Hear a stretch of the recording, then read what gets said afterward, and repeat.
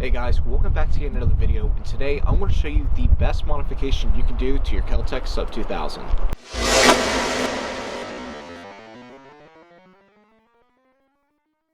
If you've seen any of my other videos on this rifle, you know I absolutely love it. My main purposes is for hunting and just plinking at the range with.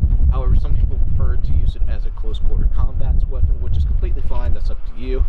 But it's just so neat. Every time I go to the range and they see me whip it out, unfold it, they just go, what is that and can I shoot it? And of course I'm going to let them.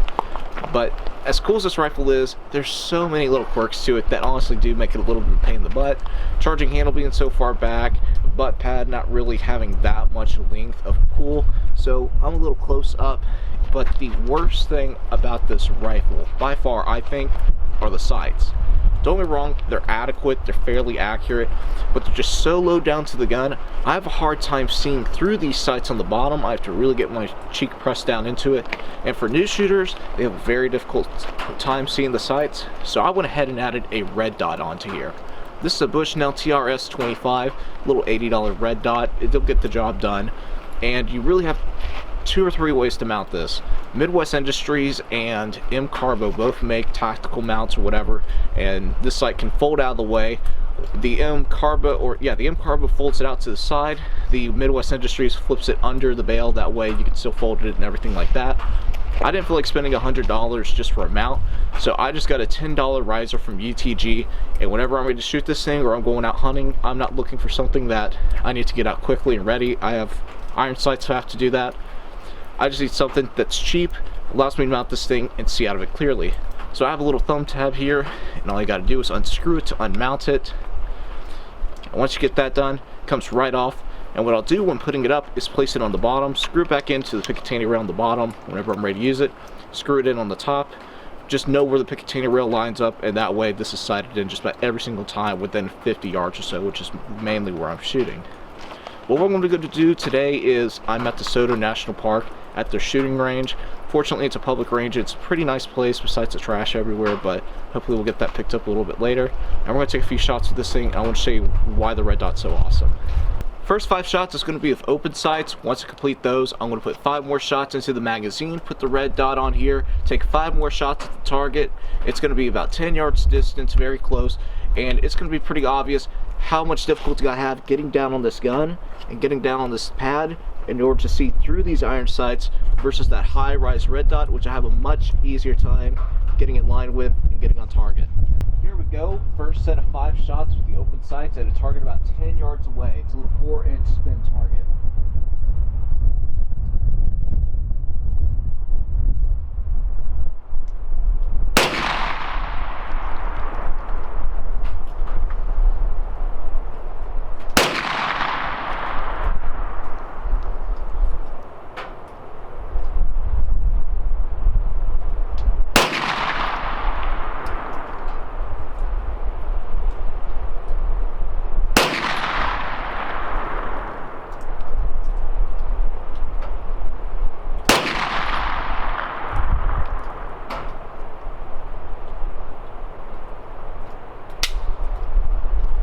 That was kind of terrible on my part. I'm not really sure what happened there.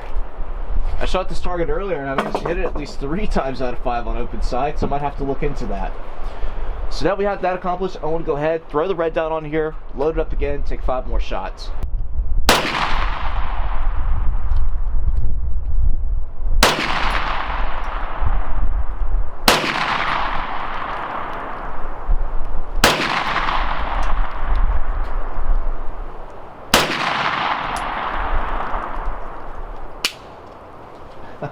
I pulled that 3rd shot a little bit as soon as I pulled that trigger. I knew I did. Otherwise, not terrible, especially for me shooting. Definitely not 22 Plixer or Hickok 45, but not too disappointed with that whatsoever. Now, I know some of y'all are thinking his iron sights must not be on or something of that nature, and you may be right. I was actually down here last week and I sighted this rifle in. I got both my iron sights, hit my red dot just at the same exact time, same ammo, same conditions. So I'm just as surprised as you are. I would have expected to have hit that target at least 2 or 3 times. Either way, now I have a target approximately 40 yards or so down range, and I want to take a few shots at that. I want to start 5 rounds with the red dot since it's already on. Then I'll take the red dot off, and I want to try 5 rounds without the red dot, iron sights only, and we'll see how that does.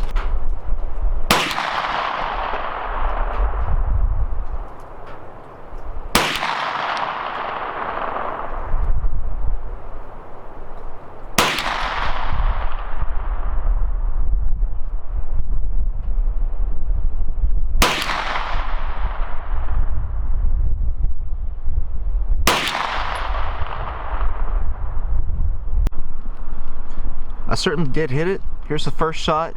2, 3, 4, 5. Not a bad little croup right there at the top, if I must say. This one's a little bit of a flyer. It looks like my sights are probably about 2-3 inches up or so. That's okay for 40 yards. It's about the max range I'll be shooting or hunting with anyway.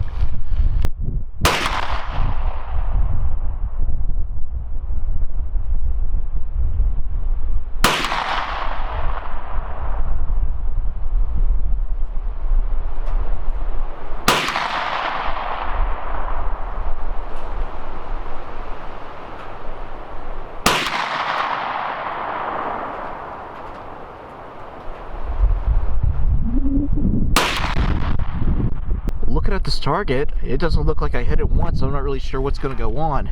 I really need to go check these iron sights and see if they may have been bumped or something. Like I said, I sighted them in last week at 10 and 40 yards. Didn't have an issue with them. Not as accurate as the red dot, but it was still sighted in. I was still hitting the target, so this is kind of disappointing. To see if I even can manage to hit it, I got my target set all the way back to 100 yards, and I'm going to try to hit that using red dot only. I know plenty of people can use iron sights and red dots to hit this, but I'm wondering if I'm able to.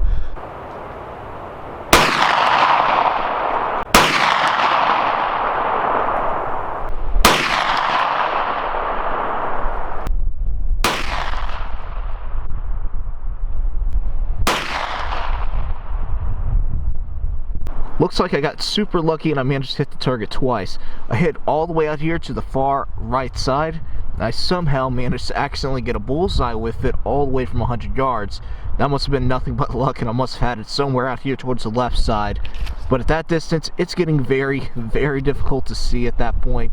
So as far as that goes, getting even 2 shots on target, I can't be disappointed with a red dot. Well, I was hoping to get a comparison between the red dot as well as the iron sights, and that just really didn't happen today. I don't know what's going on with the irons. Like I said, I sighted them in last week. They were perfectly aligned. Everything was good. Right out here today, just not working out for me. I want to bring this rifle back out next week. I want to try out these iron sights, get them resighted in, see what happens, see how far off they are, or something like that. I'll try to update y'all in the comments when I do so. But overall, very happy with the red dot. Even though I'm taking it on and off, I'm still getting a somewhat general group, somewhat accurate zero for what I'm doing, especially when shooting within 50 yards.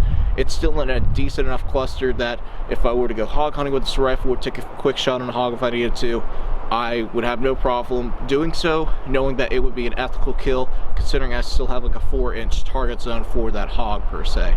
So overall, very happy with the red dot. You definitely need one of these Bushnell TRS-25s or something of this nature for this rifle. It makes it a heck of a lot more fun to shoot. Instead of having your face just smashed in, you're trying to look for these sights, it's very difficult to see. This red dot, bring it up, got a line picture, got your red dot, you're good to go. Anyway guys, I hope you enjoyed this video, and if you did, please make sure to share, like, subscribe for more. Thanks for watching.